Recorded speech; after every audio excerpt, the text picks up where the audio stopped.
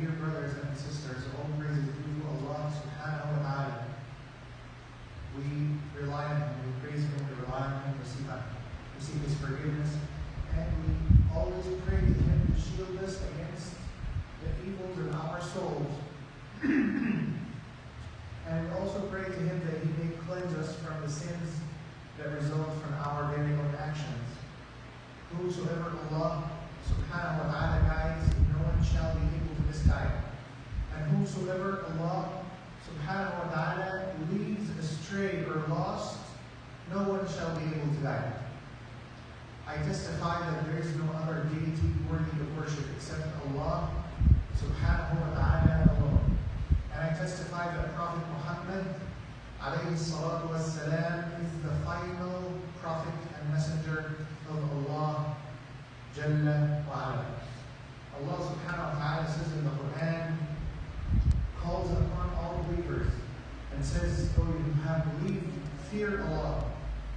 Fear Allah as He is worthy of that fear. He deserves to be feared. And die not except in a state of complete submission to His will, or as Muslims." So, O you believers, maintain a life of Islam. Maintain a life of submission to the will of God. Maintain a life of obedience to Allah subhanahu wa ta'ala, so that when death catches you, it catches you in a state of obedience, and it does not catch you red-handed with the disobedience of God. So when death comes to you, it does not catch you red-handed with the disobedience of God, in the middle of doing something against the will of God. Because if death catches you in the middle of doing something against the will of God, it's like the police catching a criminal in the middle of committing a crime. When the police catches a criminal in the middle of committing the crime, there is absolutely no way out for that criminal. They cannot say anything. They can't defend themselves. They're stressed out. They're speechless. They're completely destroyed and devastated. So do not let death catch you while you're in a state of disobedience of God. Don't ever forget about Allah subhanahu wa ta'ala, that He's watching you. Because if you forget, you're going to disobey Him. And if you disobey Him at a moment that is scheduled for you to leave this world, and death catches you at that moment, may Allah subhanahu wa ta'ala have mercy on all of us. Allah subhanahu wa ta'ala also says in the Quran, "O you people," calls upon all people, and He says, "O you people, fear your Lord. Fear your Lord who created you from one soul." In other words, your powerful God, your powerful Lord who created all of you from one single soul. He created all of you from one single human being. Fear Him. He says, fear your Lord who created you from one soul. And from that soul, He created its mate. And from both of them, He produced so many men and women. Fear Allah, He says. Fear Allah and fear the rights of the next of kin. Your family members, they have rights upon you. Respect those rights and remember those rights. Remember your duties upon those that are related to you. For Allah subhanahu wa ta'ala upon you is always observing. Allah subhanahu wa ta'ala also says in the Quran, "O you who have believed, fear Allah and speak only righteousness." Don't speak that which is false. Every word coming out of your mouth is going on a record, and that record will be produced before you on the day of judgment, and you're going to have to read this record.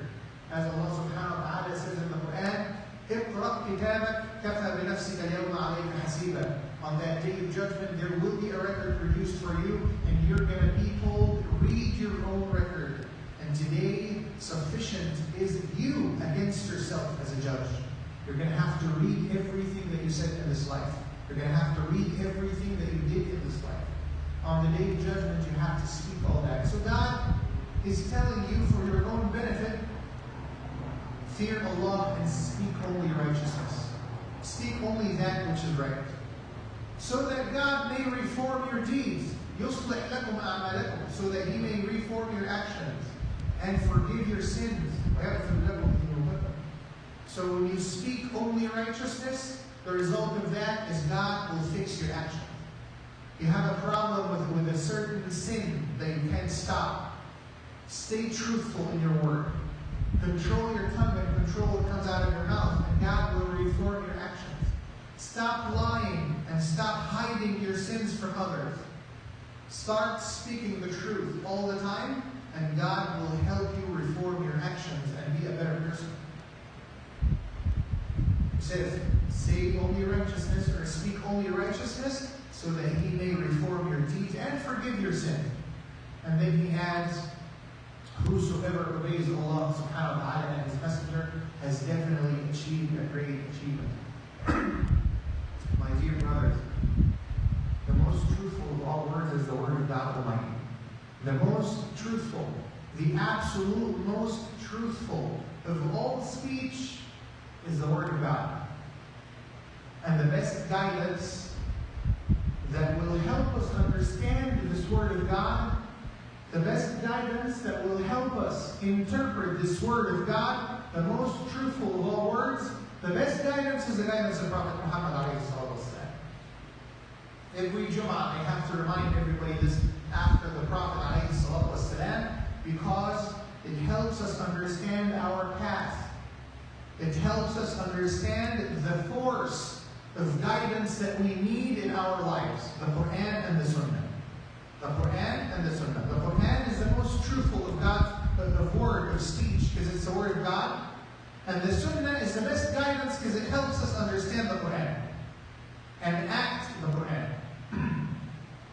The most truthful of all words is the word of God. And the best guidance is the guidance of Prophet Muhammad. And the worst matters are the matters that are new to the deen. Heresies, things that you did not learn from the Quran and the Sunnah. Things that you learned from society. Things that you learned from the evils of this world. Things that you learned from how distant and how far the world is from the Creator, from Allah subhanahu wa ta'ala. Anything you learn from a body, from an institution that is so far from God, anything you learn from that institution is going to be a heresy. It's going to lead to misguidance. You have to always remind yourself to go back to the Quran and to go back to the Sunnah.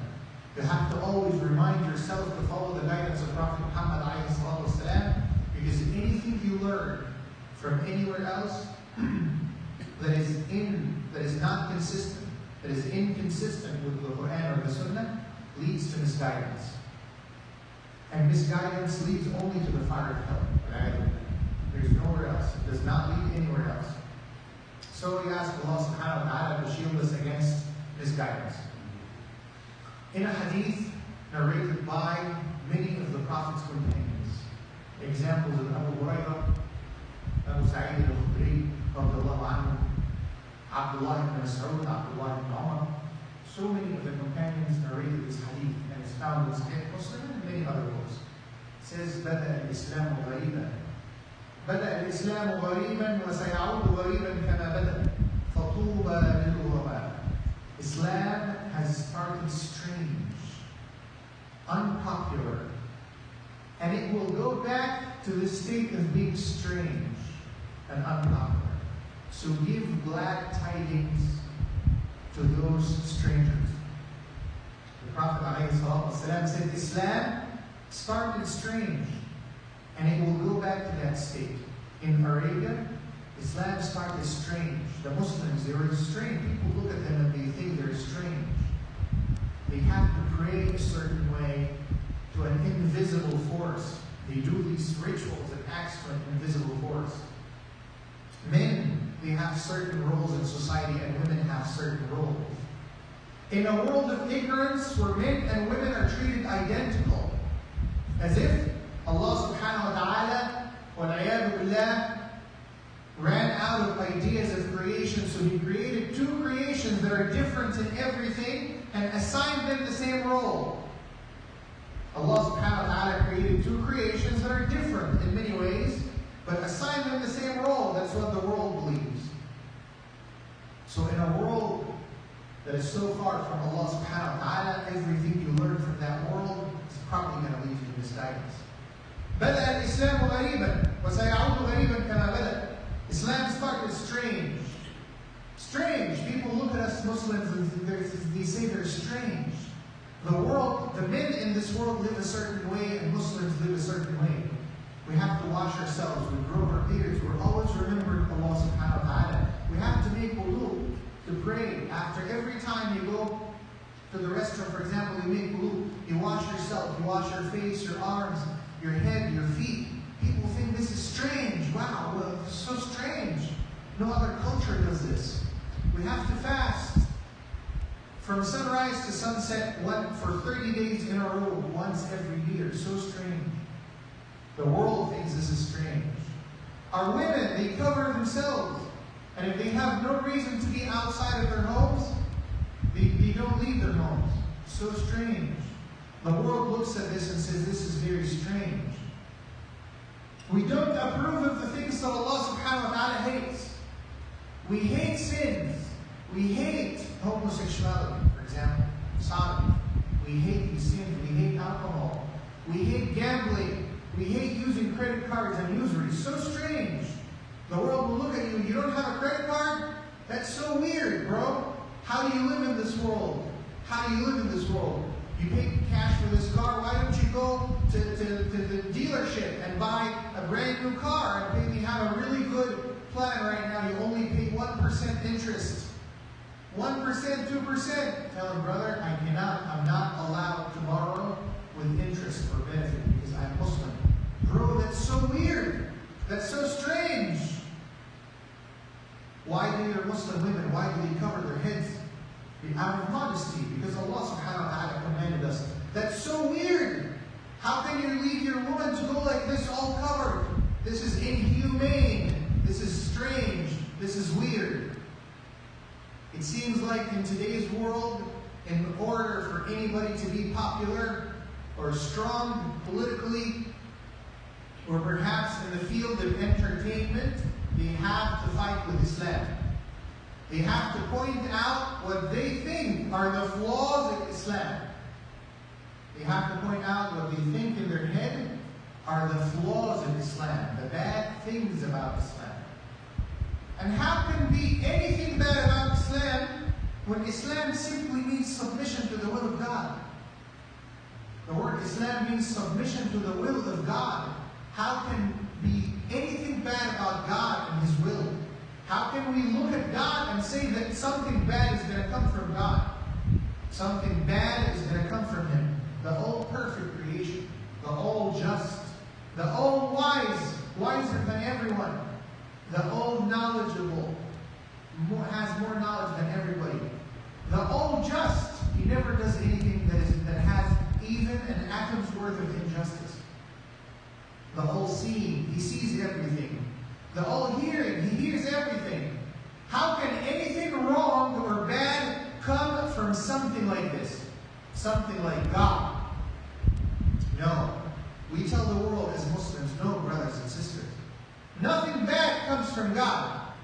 Nothing bad comes from Him. This is His creation. This is His design. This is His world. And nothing bad comes from His creation, from His design. All of the bad things, they come from His creation. All the bad things and the evil things, they come from us. But it seems like outside of the world of Muslims, the disbelievers, they like to point out what they think are the flaws of Islam. It seems like this is even a sure way of becoming powerful or famous, is if you stand in public and you mock Islam and Muslims. Either directly or indirectly. Either directly by saying Muslims are this, Islam is this, and start racking up all these negative things that you have to say about Islam, or indirectly. Indirectly by glorifying the sins that Allah subhanahu wa ta'ala has called sins, and He has judged these are sins. So entertainers, they have to glorify sodomy and sodomites and homosexuals. They have to tell you it's just equal love. They have the right to love, quote unquote. They have to glorify sins. No, we have to use credit card because you have to have good credit. You have to have good credit. And if you don't have good credit, you're a bad person. If you did not build your credit, you're a bad person. If you, in the process of having good credit, Allah subhanahu wa ta'ala tests you with a trial or a calamity, and at one time, you have to borrow money from somebody, or you become poor, you don't have a job. It's a legitimate concern. It's a legitimate fact of this life. At one point, you don't have money to pay for something. What does this do? It ruins your credit. So in the eyes of society, you have just become a bad person. You cannot get an apartment. You cannot buy this. You cannot buy that. Why? Because you don't have good credit. You're not 100% rich 100% of the time. If this doesn't happen, you're a bad person. That's what the world says. So those who fight with Islam, they fight with these concepts of Allah subhanahu wa ta'ala, the concepts of goodness, of justice, the concepts of justice, the concepts of kindness towards each other, the concept of fairness towards each other. Those who fight Islam, they're fighting against these concepts. So that's why I'm saying either directly or indirectly, they have to glorify something that is sinful in order for them to be powerful or famous. And we as Muslims know this already, the knowledgeable ones of us. They know this. Because it's in the Quran. Allah subhanahu wa ta'ala says in the Quran, وَلَا يَزَالُونَ يُقَاتِلُونَكُمْ حَتَّى يَرُدُّوكُمْ عَنْ دِينِكُمْ إِنِ اسْتَطَاعُوا. They will continue to fight you until you leave your religion. And what religion is this verse talking about? What religion? It is the religion of Islam. The religion of submission to the will of God. The only true religion. Because there is only one God. Allah subhanahu wa ta'ala did not send multiple confusing messages to the world. He sent one message only, and that is the message of Islam. The message of submission to His will. You either submit to His will, or you submit to something else. You either submit to the will of God, or you submit to somebody else's will. Perhaps your wife's will, or your husband's will, or your employer's will, or somebody else's will, a politician's will. You either submit to God, or you submit to somebody else. And the tests are many. I know a brother, and I ask Allah subhanahu wa ta'ala to guide him. His wife takes off the hijab. And Allah subhanahu wa ta'ala says in the Quran, الرجال قوامون على النساء. Men are the sustainers and protectors of women. They sustain women. They take care of women. They supervise women. And his wife takes off the hijab, and he says, brother, what am I going to do? Say, you force her to wear the hijab. Or you tell her, I'm so sorry, I cannot continue to be with someone who's so disobedient to Allah subhanahu wa ta'ala. I have to leave you. If you disobey God to that point where you take off your hijab, I will not continue to be with you. He says, no, brother, I cannot leave her. Can you imagine? I say, yeah, but Allah subhanahu wa ta'ala is going to question you over this. You have a duty. God assigned you over her. He did not assign her over you. He assigned you over her. He employed you over her. He gave you this role over her. You tell her, you gotta wear the hijab. It's mandatory. It's not a joke. It is mandatory. He says, no, I cannot leave her, brother.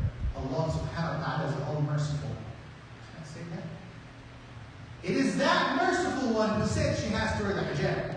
It's not like I'm bringing you some rule from somewhere else for which your argument is Allah is merciful. No, I'm telling you what the merciful said. It is that one who's all merciful. He is the one who said that your wife has to wear the hijab. He is the one who said everything else. So this is Islam. Islam is obedience. Obeying God. Knowing at any point in your life what Allah subhanahu wa ta'ala wants from you and doing exactly that, regardless of the consequences. Knowing what Allah subhanahu wa ta'ala wants from you at any point in your life and doing just that, just what God wants from you. This is Islam. This is called Islam, submission to the will of God. And the world fights that. Fights the one religion that is the true religion. The only religion that Allah subhanahu wa ta'ala has revealed. Allah subhanahu wa ta'ala says in the Quran, إِنَّ الدِّينَ عِنْدَ اللَّهِ Islam. The religion in the sight of God is Islam. The religion in the sight of God is submission to His will. وَمَنْ يَبْتَغِ غَيْرَ الْإِسْلَامِ دِينًا فَلَنْ يُقْبَلَ مِنْهُ. And whoever seeks a different religion, it will not be accepted from them.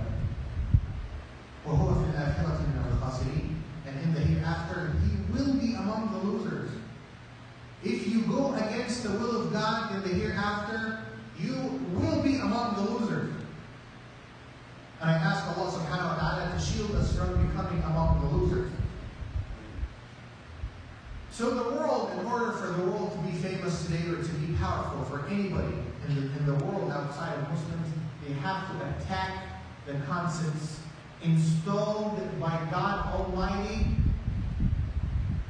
in order for Him to run His kingdom and this world as part of His kingdom. Allah subhanahu wa ta'ala has some concepts that He installed in this life. And these concepts are always constantly being fought and challenged and defied by the disbelievers in order for them to gain some worldly benefit. Maybe money or fame or authority or some other thing. Good credit, whatever it is. So we fight with the will of God. And the Prophet ﷺ said in the hadith that I narrated earlier, بدأ الإسلام غريبا. Islam started in Arabia, very strange, very strange. وسيعود غريبا كما بدأ. And it will be like that again. He said, so give glad tidings to those who are strangers. In a different narration of this hadith, he was asked, O Messenger of Allah, who are the strangers?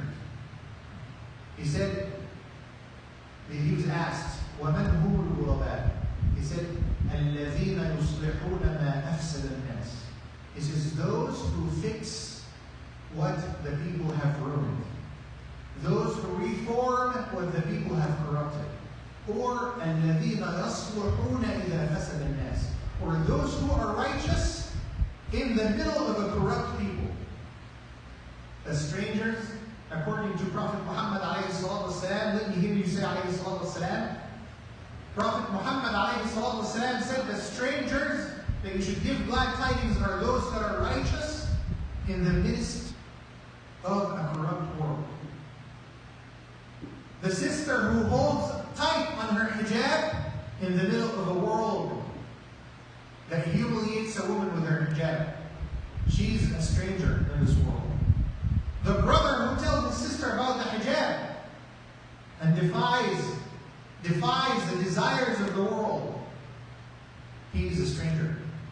The one who fights the desire to use credit cards and play into the system of usury, this unjust and corrupt and evil system that makes rich people richer and poor people poorer.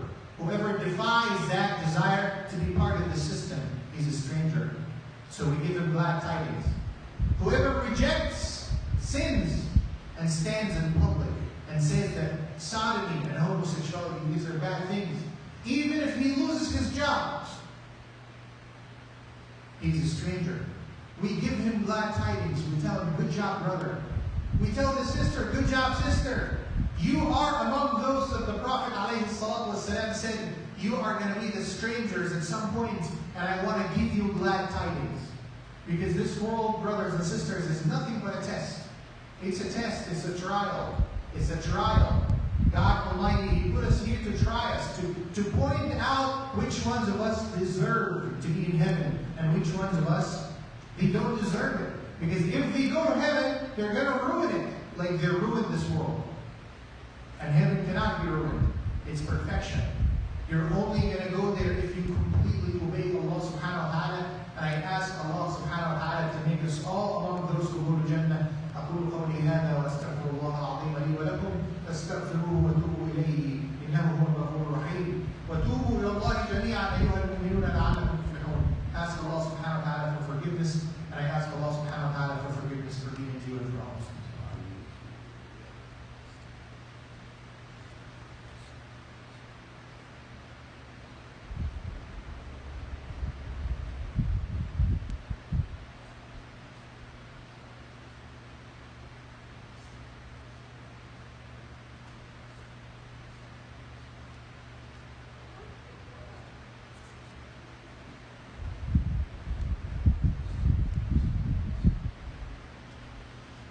لله وكفى وسلام على عباده الذين اصطفى.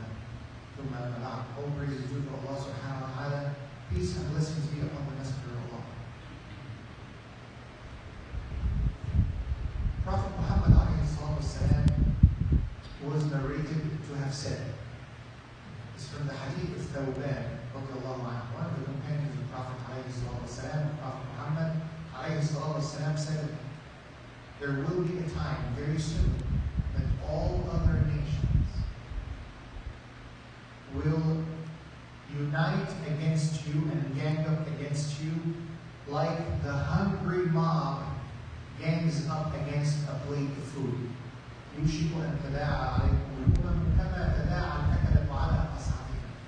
There will be a time very soon where the world are going to gang up against you and unite against you like the hungry mob unites against a plate of food.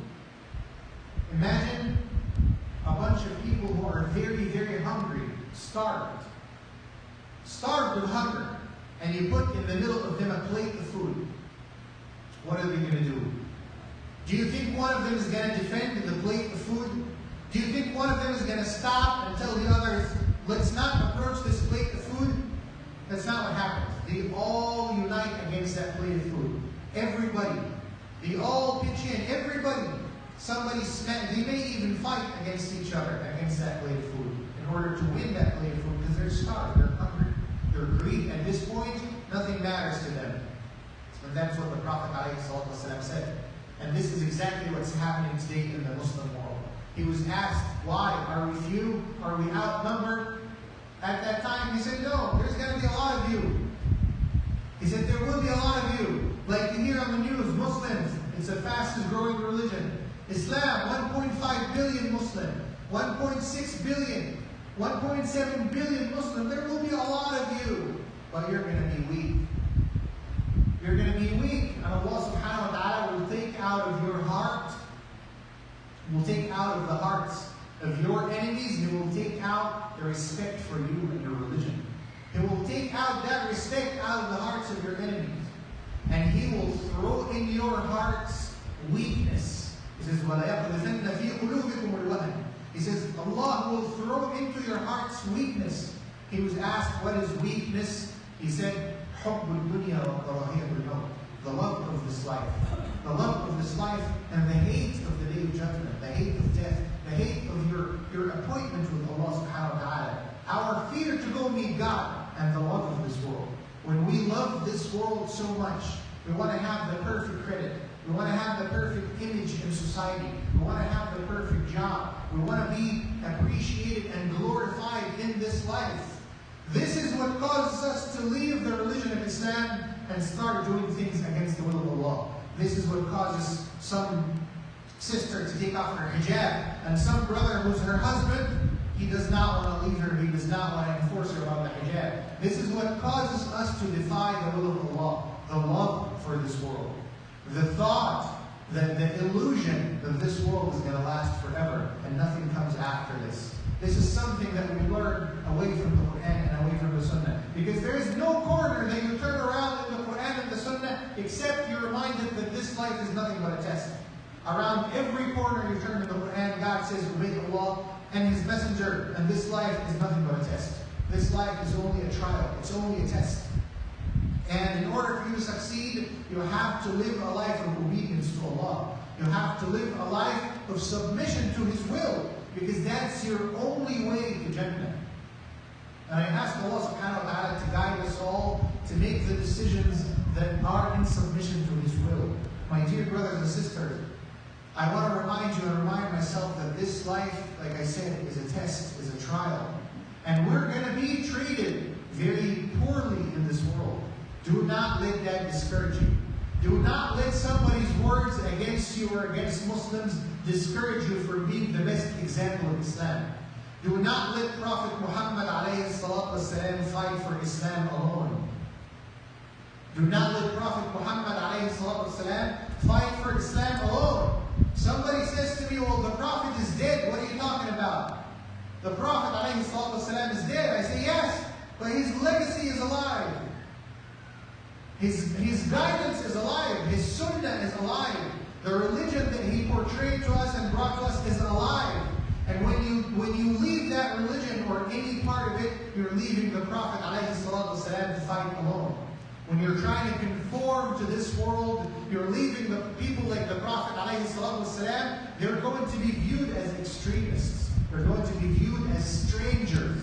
They're going to be viewed as crazy people. And they're inventing things up. So do not let the Prophet ﷺ fight alone in this battle. Because on the day of judgment, we will see him. And he will see what we have done. Allah subhanahu wa ta'ala says in the Quran, وَقُلْ اعْمَلُوا وَقُلْ اعْمَلُوا فَسَيَرَى اللَّهُ عَمَلَكُمْ وَرَسُولُهُ وَالْمُؤْمِنُونَ. Say act righteousness for the sake of Allah. Because Allah subhanahu wa ta'ala will definitely see your actions and His Messenger and all the believers. I ask Allah subhanahu wa ta'ala to hold us very strong and steadfast in the application of Islam. I ask Allah subhanahu wa ta'ala to give us the power to submit to His will. And I ask Allah subhanahu wa ta'ala to remove from our hearts any desire to please the world against pleasing the will of Allah subhanahu wa ta'ala. I ask Allah subhanahu wa ta'ala to remove from our hearts any fear of anything and anyone other than Allah subhanahu wa ta'ala. I ask Allah subhanahu wa ta'ala to remove from our hearts the weakness the Prophet Muhammad ﷺ talked about. The weakness that causes us to defy God and obey His creation. I ask Allah subhanahu wa ta'ala to remove from our hearts this weakness. And I ask Allah subhanahu wa ta'ala to bless us with the strength of Iman, the strength of belief, the strength of faith. I ask Allah subhanahu wa ta'ala to give us that strength. And I ask Allah subhanahu wa ta'ala to give all the Muslims that strength so that we can again unite together around the Quran and the Sunnah in the face of the evil world that tries to get us to leave Islam or any part of it. Allahumma a'izz al-Islam wa ansur al-Muslimin. Allahumma a'izz al-Islam wa ansur al-Muslimin. Allahumma a'izz al-Islam wa ansur al-Muslimin. Allahumma wa man arada bil-Islam wal-Muslimin sharran faj'al kaydahu fi nahri waj'al tadbirahu fi tadbirih waj'al da'irata as-sawi alayhi ya rabbal alamin. ربنا هب لنا من ازواجنا وذرياتنا قرة اعين واجعلنا للمتقين اماما. ربنا هب لنا من ازواجنا وذرياتنا قرة اعين واجعلنا للمتقين اماما. اللهم اهدنا واهد بنا واجعلنا ائمة لمن اهتدى. ان الله وملائكته يصلون على النبي يا ايها الذين امنوا صلوا عليه وسلموا تسليما. اللهم صل وسلم وزد وبارك وانعم على سيدنا وشفيعنا وحبيبنا وقرة اعيننا وقائدنا محمد عليه الصلاة والسلام وعلى آله وأصحابه وعلى كل من اهتدى بهديه واستنى بسنته واقتفى أثره إلى يوم الدين. عباد الله إن الله يأمر بالعدل والإحسان وإيتاء ذي القربى وينهى عن الفحشاء والمنكر والبغي يعظكم لعلكم تذكرون. إن تنصروا الله ينصركم ويثبت أقدامكم وإن ينصركم الله فلا غالب لكم فانصروا الله ينصركم واسألوه يعطكم واذكروه يزدكم وسبحان ربك رب العزة عما يصفون وسلام على المرسلين والحمد لله رب العالمين. وأقيموا الصلاة إن الصلاة تنهى عن الفحشاء والمنكر ولذكر الله أكبر والله يعلم.